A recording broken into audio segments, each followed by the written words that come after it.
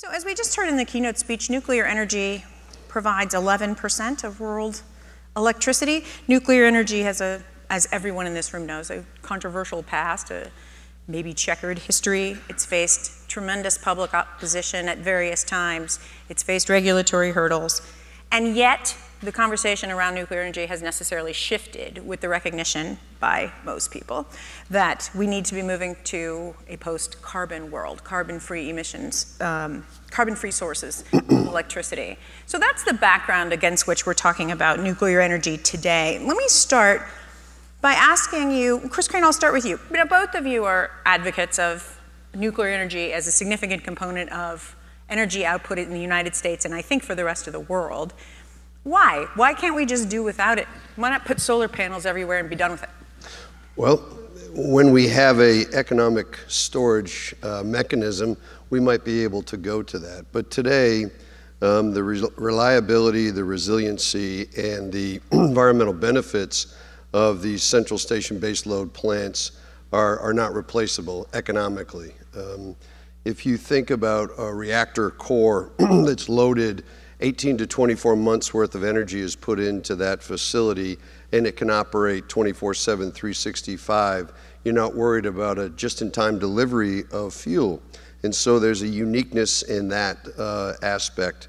There's the environmental aspect that, as we heard earlier, over 20% of our power in the country is produced from nuclear assets, and over 63% of the carbon-free power is produced by those assets. So the resiliency and the environmental benefits, as I said earlier, are not economically achievable in any other technology. Dr. Greenstone, do you agree? Yeah, I agree with parts of that. I think maybe just to level set, it is true nuclear accounts for about 20% of our electricity supply in the US. A great feature of it is that it can be a baseload technology. It's up and running 90% of the time. In contrast, wind and solar are up 40% and 25% of the time, and so that raises all kinds of issues of reliability. And so all that's to be celebrated. That's on the one hand. On the other hand, I think an important question is nuclear any different than any other fuel source? In general, we think we don't really care about particular fuel sources. What we care about is let markets sort it out and find the best one to use. And you know, we don't have these conversations about whale oil. And I think the reason is, as you mentioned and Chris mentioned, there's at least two reasons. One is the climate benefits. There are other sources of low carbon energy. And the second is the national security component. And I think we have to find, it doesn't mean that nuclear is a good idea at any price. I think the challenge is to figure out how to weigh those extra benefits that nuclear offers that other sources don't against some of the costs of nuclear. Well, so if nuclear is good for us, and Chris Crane, I'll put it back to you,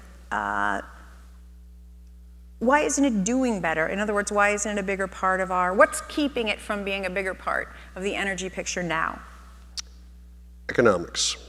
So we have not in this country, as far as policy, merged our environmental policy with our energy policy. And we've run them on different fronts. And what has happened is load profiles have dropped, demand has dropped since the recession, and a big part of that is energy efficiency, which is good for the consumer, the consumption going down. In the meantime, we have been building or subsidizing wind and solar that has caused a significant price depression in certain parts of the country, Illinois being one of those areas. Low-cost natural gas is another effect.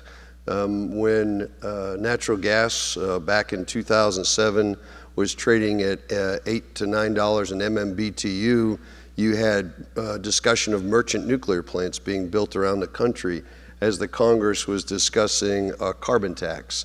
There was the potential at that point. But currently, we are fighting to compete in merchant markets and competitive markets. What do you mean by merchant markets? I don't know what that term means. So there's two primary designs of the commodity market, the electric side of it. One is a fully integrated regulated, where the utility owns the power plant, goes to the regulator and recovers their cost and a return on their equity investment. So it's more of a guaranteed model of return. Due to, it's a longer story, but due to cost overruns on nuclear plants in the 70s and 80s, states decided to deregulate and disconnect the fully integrated model with a more competitive market, and you compete on price. And the PJM, the market that Illinois is, goes all the way east to New Jersey and down to Virginia is one organized market. New England's an organized market. New York is an organized market. Texas, California. The rest are mostly regulated markets. We have to compete on price. There's a prompt price within the next 5 minutes. If you're dealing with an open, fully open, there's a day ahead price, or you can sell them into longer term contracts. But competing against either subsidized and an oversupplied market has a price suppression in its own, or competing against which we have to, low cost natural gas is the primary issue. Okay, so first of all, do you agree that can economics I pick that up? Yes, I think, yes. yeah, the economics are, well, economics is the answer to everything. But I think the blue elephant, so to speak, in the room here is the hydraulic fracturing revolution. And that's what Chris is talking about. And in 2007, we couldn't have imagined the ways in which we're awash in natural gas, particularly in North America, I suspect down the line around the rest of the world.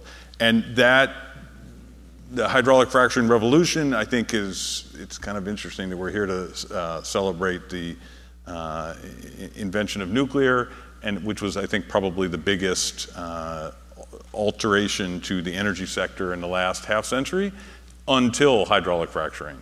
And I think that's as big as the advent of nuclear inside the production of commercial electricity. And so what has the hydraulic fracturing revolution done? It's done a series of things, some of which relate to electricity sector, but it's upended geopolitics. There's no set of sanctions that the United States could undertake that I think have, against Russia as one example, that have been as damaging to Russia as the hydraulic fracturing revolution, which has depressed prices for the products. The petroleum markets around the world have been completely upended. And climate change has also been affected, in that we now have a much, it's kind of driven coal out of the sector. But to return to the real issue here, I did some calculations, and so if we were to try and clear out all of the interferences in the electricity supply market and just build a new plant, a new nuclear plant, and build a new natural gas plant, one way to think about the differences in cost, the best estimate for nuclear is that it could produce a kilowatt hour of electricity at about 10.5 cents per kilowatt. That's probably optimistic. It doesn't account for some of the cost overruns that we've seen. In contrast, a natural gas combined cycle plant could produce electricity for about 5.8 or 6 cents a kilowatt hour.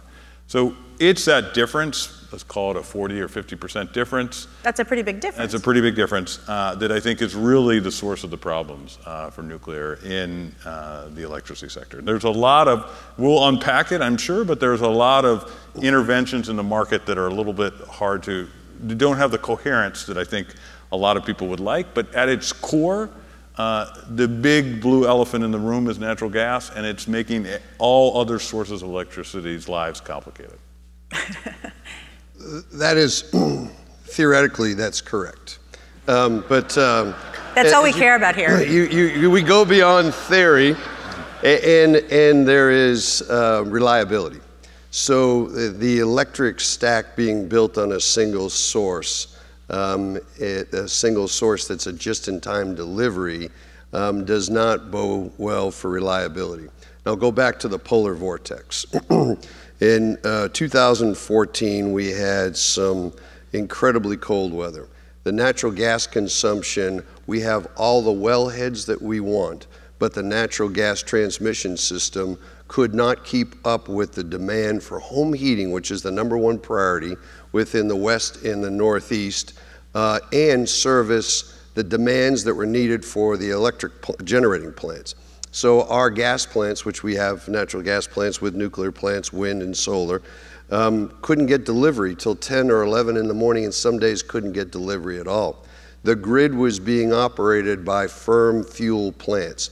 It was majority nuclear and coal was what kept the grid on. It was very close to going offline. So a design of a market beyond the theoretical sense of the lowest cost and get to what is the physics and the reliability. The electric day is not coordinated with the gas day. There is no coordination in the reliability or the resiliency and the national security of the gas transmission system with the electric transmission system. So I do agree that theoretically you could replace, and it is much cheaper. We just put 2 natural gas plants on in Texas, state of the art. They have the most efficient heat rate, the performance of the fuel function versus the electric generation. They have ramping rates much faster than any other plant, but they're still subject to the availability of natural gas in a high demand period that would potentially drive the reliability and the resiliency of the grid down. Okay, so we did get a point counterpoint. We were afraid we were going to agree. No, I was too afraid much. too. Yeah, so we got something going though. Well, okay. Am I allowed to respond to theoretically? We're about to take over. Well, okay. Let me throw out another question, and then you can work whatever answer you want into the question. I think both of you agree that you want to see a public, sustained and substantial public effort to expand reliance on nuclear power. No, so hold on. You started with that. So that's an important point that you're making. Nuclear has a lot of benefits, and I tried to illustrate list some of them at the beginning. It's got the climate benefits. There's the national security benefits. I think what Chris Crane is saying is that there's also some diversification, such that you wouldn't want to only have a natural gas grid, which is not what I was suggesting, but that's what he was implying. I think the important question is, which is not a theoretical question, which is how much is all of that? How much are all those extra benefits worth? And I think merely waving them around does not mean that they're worth infinite. And currently, the economics of nuclear are just terrible. And I would also like to have a gold-plated Lexus car and all kinds of other things like that. But there's a reason I don't have them. And that's because they cost an awful lot, and at some point it begins to be not worth it. I don't know if we're there with nuclear. I don't even think they make that car. I think that's theoretical. Well, that might be the theoretical point.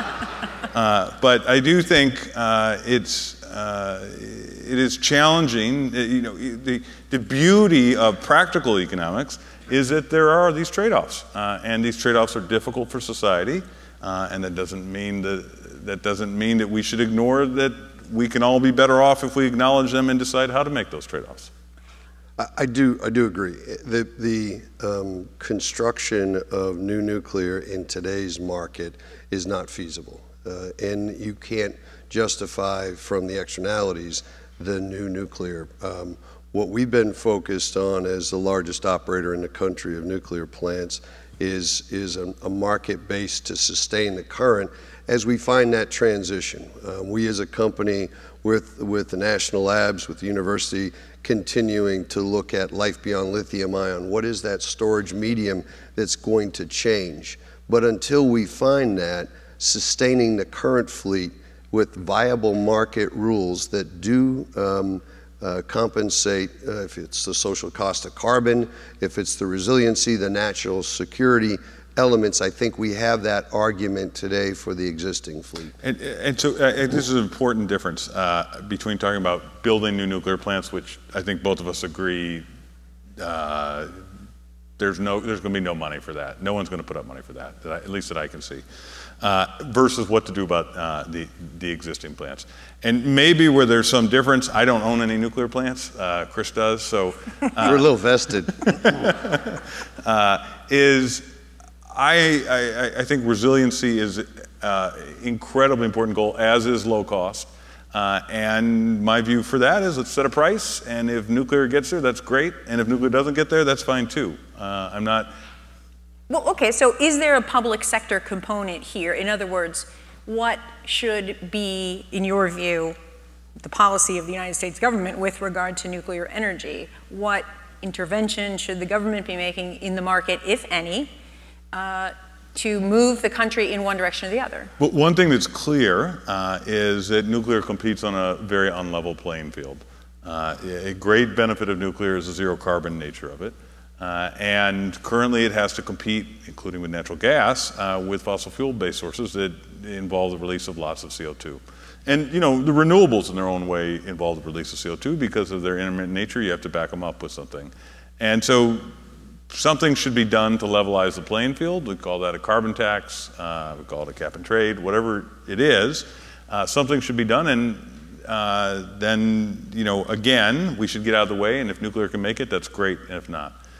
It is also true on the resiliency point. I think there should be a payment for that. Chris and I were talking about at lunch, there's different ways to get there. One might be to uncap hourly prices, another might be to have capacity markets. I probably lean towards uncapping hourly prices, but I don't have the greatest confidence that my view is right versus having the kind of capacity markets that we have. But the key thing is to get the incentives out there, not root for a particular outcome, and then, like, Chris is brilliant and the guys who run that company are brilliant. They'll figure out how to do it. Do you agree? He's going to agree with the brilliant part. I know, and he's, and Well, I hate to disagree. No, I totally agree. Where we got disconnected, as I started off, is not combining our environmental policies and the subsidies that we put into the market with an energy policy. The smartest, cheapest, most market-effective way would have been to put a price on carbon. But that is so political in Washington.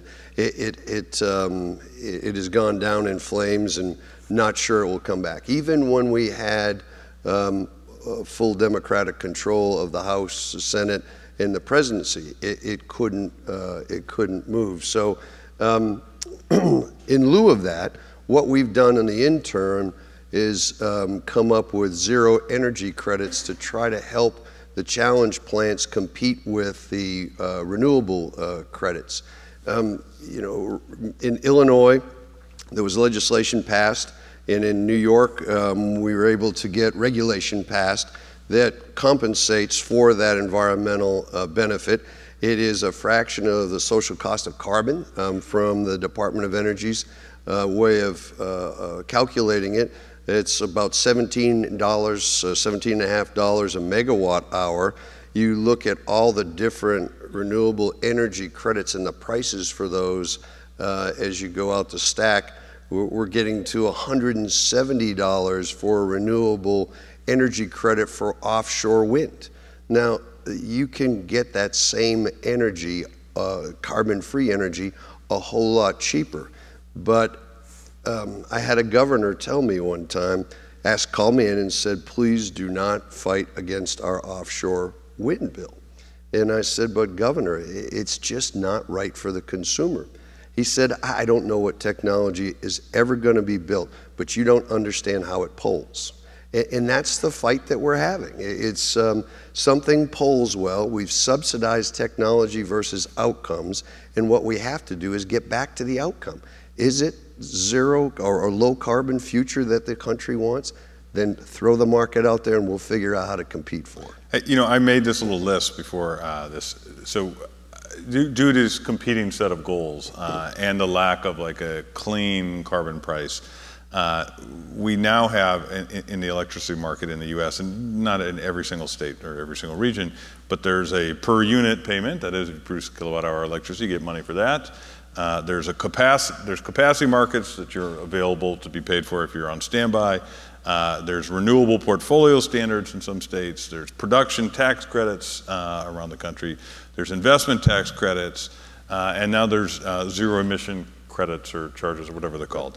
And your head spins thinking about that. And I'm sure that relative to the goal of a lot of those, let's just take the carbon goal, we're probably, and I suspect, for renewable portfolio standards, probably paying 10 times as much for a ton of reduced carbon as if we had a kind of much more clean way. And I guess the politics or the polling or whatever is causing us to prefer to pay 10 times as much rather than be able to see it transparently.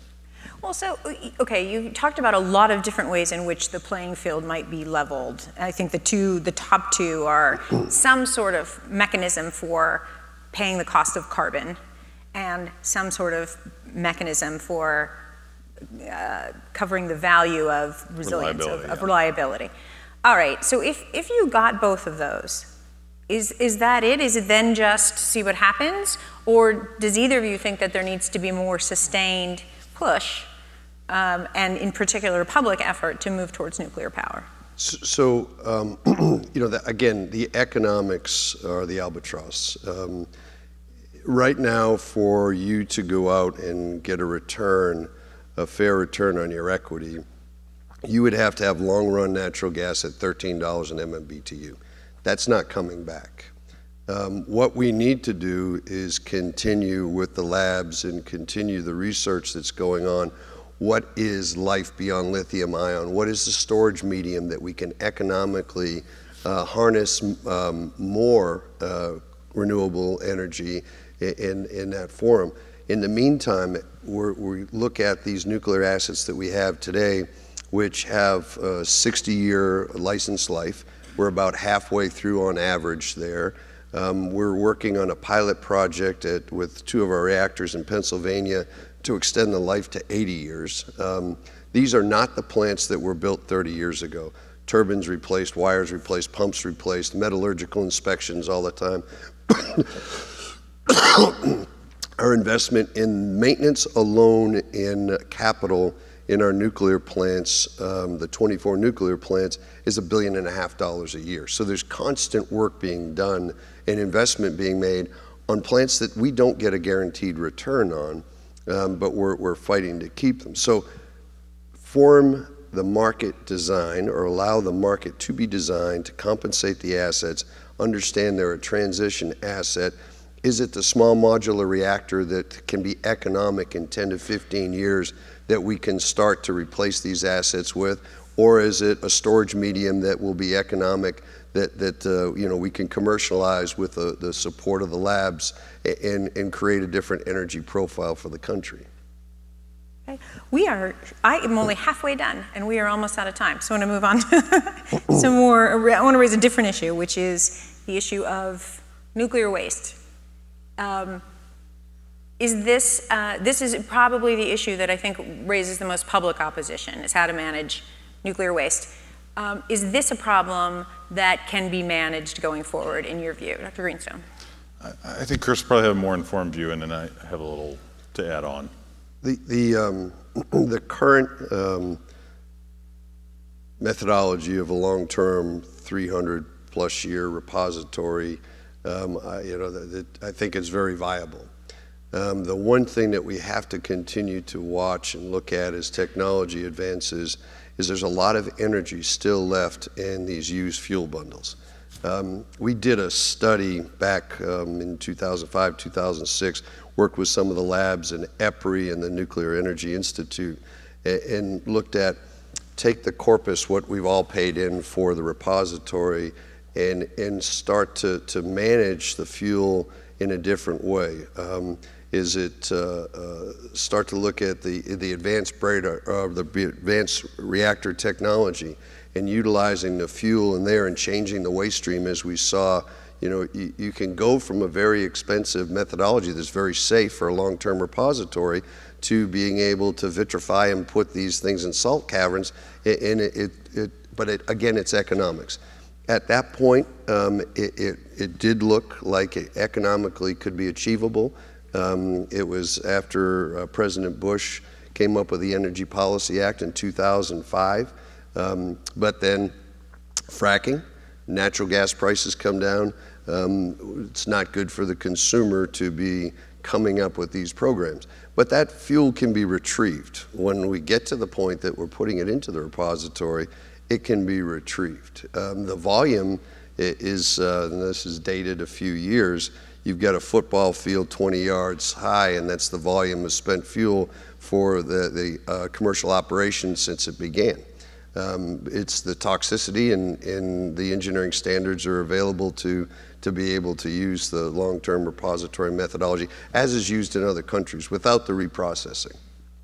Do you want to add anything? Yeah, I knew he'd have a deeper and more informed answer, but I want to kind of slightly change the topic and say, you know, what he didn't talk about is, well, where we're going to put it and the difficulty with putting it in Nevada or anywhere else for that matter. And I do think it strikes at a kind of much broader phenomena that is a challenge for our economy, which is there's not enough focus on the greater good. And a lot of NIMBYism, which is I don't want this or that in my backyard. And that, despite it being technologically feasible, I think is really in the way of nuclear waste. It's also in the way of transmission lines, which I think would actually probably, at least in the case of some of the Illinois plants, transmission would probably be very beneficial to the nuclear plants in Illinois. And I think it's always a challenge for one group to take a hit for the larger good, or to find a way for society to compensate them for doing that. But that is a generic problem we're having in our country right now, and this siting of nuclear waste is just one poignant example of that. Okay, one more question before we take questions from the audience, and that is, in your view, is there an international role for the US to play in the field of nuclear energy? And I guess what I mean by that is, do we need to be thinking about energy policy in this country in light of any international role? Yeah, so that's, I think, the wild card here, which it's not clear how we'd set up a market for that one or what the right price is. And there are people who know a lot more about this than I do. Bob Rosner is one of them. And who really feel that something would be lost if there were not a vigorous nuclear energy industry in the United States in our ability to influence the construction of scores of nuclear plants that are projected to occur in China and other places around the world, which would have both safety and international security issues. So there's an argument there. I don't know how to price it. And so I don't know how to explicitly set up a market for it. I don't know explicitly what price should be given to existing nuclear plants in exchange for that. And maybe it's zero, maybe it's really large. But I would say that's kind of the wild card out there. So we had a massive infrastructure beginning in the late 60s, into the 70s, into the 80s, on the forging, the development of the equipment, the machinery, the engineering expertise to develop what was done in the U.S. in a very short period of time. Because of our own issues within the states and our own economics and our own mismanagement, primarily in the 80s in building these plants, in cost overruns, starting construction before designs are complete. I can go on for hours about how we screwed this up ourselves. But we have become much less of an international player. We sold our designs to the Koreans through the Westinghouse and combustion engineering. We sold our designs to the Chinese through the Westinghouse designs. We sold our designs to the Japanese through Hitachi and Toshiba from GE, and those are the players that are out there now internationally marketing. But you're also going to have to compete against state corporations. Russia will put a VVER in, turnkey. You don't put a penny down, but you don't have any control of how they're operating it. That's how the growth, we were talking at lunch with Bob, there's a new plant going in Bangladesh. Who knows if it's going to be underwater by the time it's up and running, but the Russians have fully financed it for a very poor country. So we can't compete against that kind of market, and there is no reason that the U.S. citizens should subsidize it as it's being subsidized in other countries. So it is unfortunate. I know there's participation in the Saudi Arabian RFP that's out right now. And with U.S. design and technology, it'll be a stretch to see if we can obtain any ground in that bid, it will have to, the priority won't be price. If the priority is diversification or a nuclear partner that they have a long-term belief in, that would have to be the priority versus economics. Okay. Well, let's open the floor to questions. I think I am just supposed to call on people, so that is how I'm going to start. How about you, sir? Thank you. I'm Stephen Sondheim. I've been at this for a long time. Oh, yeah, thank you. You hold it and I come over here, okay. Hi, my name's Stephen Sondheim. I got 3 points that I want comments on. I'm really tired of hearing that nuclear is carbon-free. It is not carbon-free. In my research and research of other people, from cradle to grave, it's up to 25 or 30% of the carbon of a gas plant. It's not carbon-free. Let's stop doing that. Because all of a sudden, that just gives it a free ride on that. Secondly, on the notion of renewables costing 10 times, which was a reference, I don't think that's so. I've watched renewable prices come down to 2 to 4 cents a kilowatt hour for wind, to 4 to 6 cents for solar. I've seen storage on the verge of happening. And the problem with the economics is that it's not only the cost of nuclear and the fact that it does get heavily subsidized, $3 billion here to save 2 nuclear power plants, $8 billion in New York, and moves to subsidize by the Department of Energy scores of nuclear power plants in that way. But it's the opportunity costs. If we looked at that 3 billion or 8 billion and pushed renewable hard, my contention is we'd be towards a carbon-less world much quicker. Thank you. Thank you. Thoughts? I think probably Chris and I both agree that the right thing to do is for there to be a carbon price and then sort it out. And so to the degree that cradle to grave, there's some carbon emissions, those would face the price, and I think everyone would be happy about that. Let me just clarify on the renewables point. My point was on the cost per ton saved from renewable portfolio standards, which are, that's different than what you were pushing for, which is a LCOE calculation of the cost of solar wind. But let me, it is very useful to talk about, and it is related to nuclear. People cite numbers like the number you cited, where there's these contracts signed for solar to provide electricity at 3 or 4 cents a kilowatt hour. What all of those contracts ignore is the intermittency that solar imposes on the rest of the system. And so once you account for that, you know, there has been tremendous progress on solar and wind, but it's still not really, even with a level playing field, it's not at a place where it can beat, say, a natural gas combined cycle plant. I don't know if you want to add anything to that. No, I agree. This is the point that we've been making for a number of years. We're sitting here debating what is the best technology versus debating what's the best outcome, and the best outcome around those economics. And it's a distractive conversation that we've all been pushed into. If you have a preference to prefer renewables, what is the basis of that? And what is the basis of the policy? Is the basis of the policy you like the renewable technology, or is the basis of the policy an environmental policy? And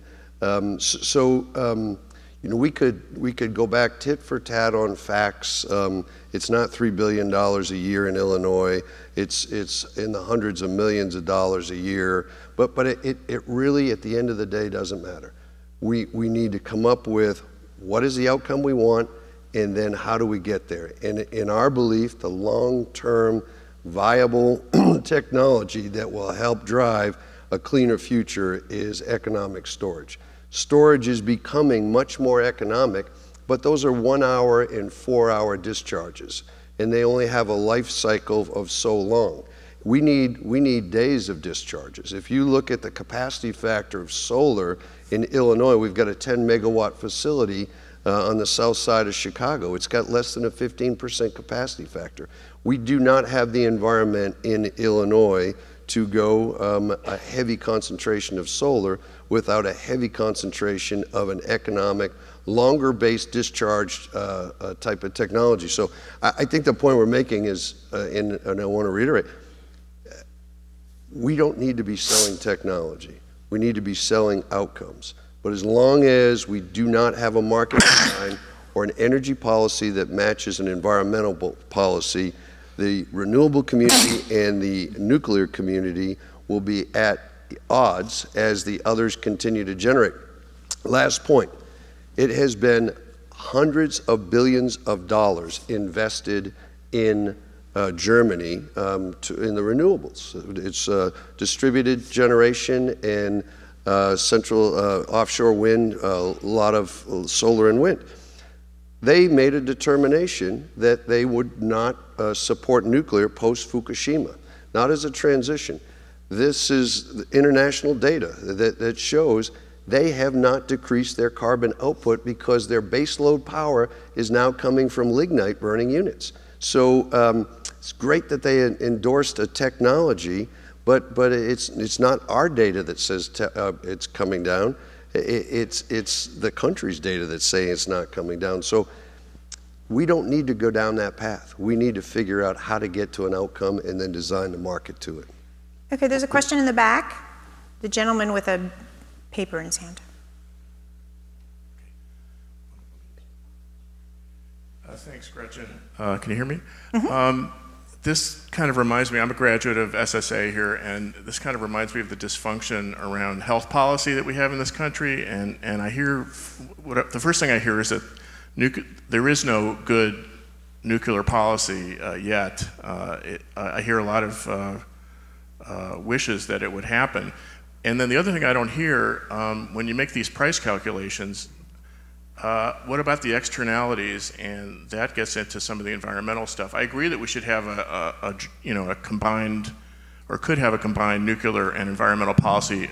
But what we don't have is a coherent policy in either sector. And could you talk about the externalities, because I think that's what you're leaving out. I'm not sure I followed the question, but I think we are exactly talking about the externalities.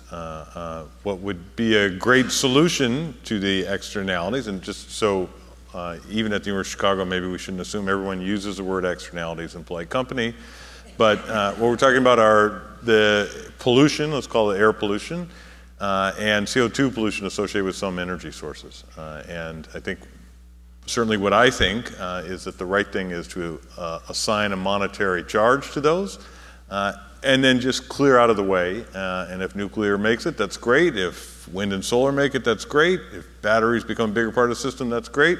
But set the goal and just get out of the way. Let me follow up. Some of the other externalities that you're not mentioning, I agree that you obliquely refer to that, not as an externality though. Externality being a negative outcome that accompanies some other desired outcome, if that's a good definition for people.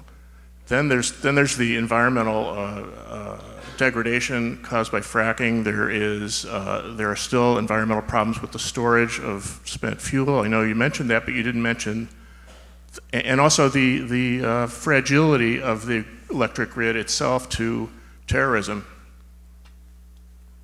Mr. Crane?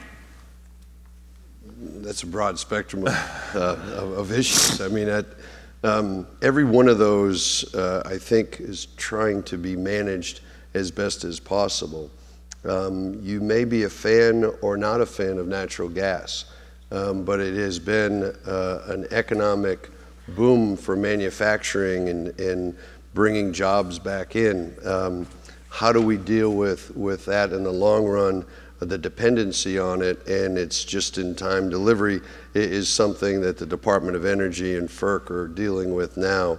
The cost of the spent fuel storage is something that up till recently we have been paying as we utilize the uranium within the core. There's a fee that's paid to the Treasury that's supposed to go towards the long-term repository. It's a corpus that's not there anymore, but the money's been spent, but it's been paid by all companies that operate the reactors. So, you know, it's continuing to go through the licensing process and figure out where the long-term location is. On the grid resiliency, you know, the grid is not going away anytime soon. The economics of central station power, the economics of the reliability of the 24/7 grid is crucial to our way of life today. There is a lot of work that's being done on the resiliency and from a cyber and physical. There was a drill, it's our 4th drill that we do with the Department of Energy, the Homeland Security, all the federal agencies. It's called GridX, where we just drilled the 4th large national scale combined cyber and physical attack.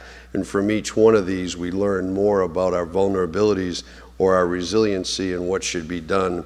Extra transformers, parts, looking at what's critical infrastructure and what should be being protected at a higher standard, a higher level, what we're doing on the cyber front for detection, working with the national labs on detection and mitigation type programs, significant investment going on to continue to create the security that our current transmission and distribution system provide our country.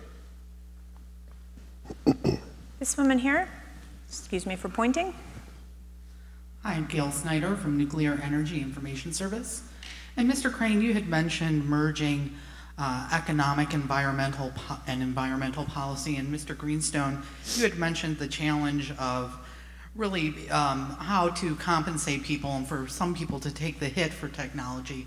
I haven't heard either of you address nuclear power accidents. I haven't heard Fukushima brought up, or Chernobyl, or the impacts of uranium minings on American Indian communities. So I'd like to know where the negative impact of nuclear power fits into the calculus of how energy should be chosen.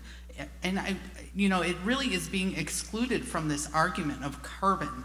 And we cannot talk about energy being clean and base it only on carbon without talking about these extremely negative impacts when nuclear goes wrong.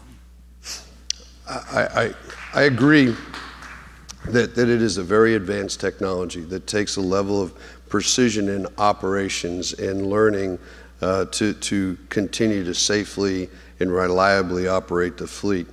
We can discuss not only the technology, but the cultural issues around Fukushima. It was totally a preventable accident. If they would have followed standard safety practices, it never would have happened. But it did happen, and there are people that are suffering from it. There's mitigating actions that were taken all around the world that learned from it, the same from Chernobyl and the same from TMI. You have to respect the technology. We know what the power of the technology is. And we also know the advantages of the technology, and our responsibility to operate it is to operate it safely. So when TMI happened, very unfortunate, ill-prepared. Excuse me, TMI is 3 Mile Island. 3 Mile Island happened. For you youngins. This one's probably knows, but it was a learning event. There were no fatalities. The long-term studies show that no long-term negative effect. But what it did was create a much more learning organization in the United States with the advent of INPO, the Nuclear Power Institute, the oversight that it provides on the nuclear plants operating at high levels of safety and reliability. After Chernobyl, the World Association of Nuclear Operators was created, and that organization continues to evolve, that today not only spreading the lessons learned from Chernobyl and Fukushima, but also as the new countries come on, the emerging countries come on, there's pre-startup evaluations, assessments that are going on to levels of standards and safety. Your organization, we understand, is not positive on nuclear. Other organizations are positive. Our responsibility is to understand the safety requirements and the margins of safety that we have to operate our plants with, and we take that seriously. So we only have a little bit of time left, so let me ask you, Dr. Greenstone, to this question, if the solution is economic, where do you price those things and how do you price them? Yeah, no, look, I think the first thing to note is we have yet to find an energy source that doesn't have an undesirable byproduct, at least one that is able to operate continuously. So we're not choosing among perfect options. There's a series of imperfect ones. The nuclear industry, Chris will know this statistic, but there's an accident, now 1 out of every 3,000 plant years or something like that? It's close to that. Yeah, and so this is not to minimize the horrors of what happened with those nuclear accidents, but when you contrast them with the other baseload technologies that we have available, which would primarily be coal and natural gas plants, let's call them the externalities or the undesirable, unwanted byproducts really look quite small.